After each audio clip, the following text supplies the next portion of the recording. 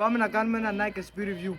Το παπούτσι αυτό ονομάζεται Sesame Monarch. Είναι ένα πάρα πολύ ωραίο SB Dunk, καθώς έχει πάρα πολύ υψηλή ποιότητα δέρματος. Είναι καστόρινο δέρματος συγκεκριμένο. Ένα χαρακτηριστικό του καστόρινου δέρματος είναι ότι αλλάζει η υφή του.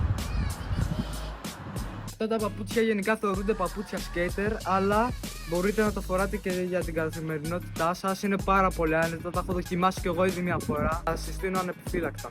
Επίσης μαζί με αυτό το παπούτσι έρχονται αυτά τα olive grey κορδόνια, τα οποία είναι πάρα πολύ όμορφα και πάνε πάρα πολύ με αυτό εδώ το παπούτσι. Αυτή τη στιγμή έχει τα μπλε του.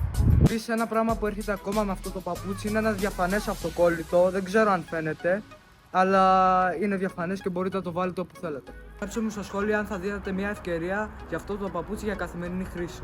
Κάντε like και follow για περισσότερα.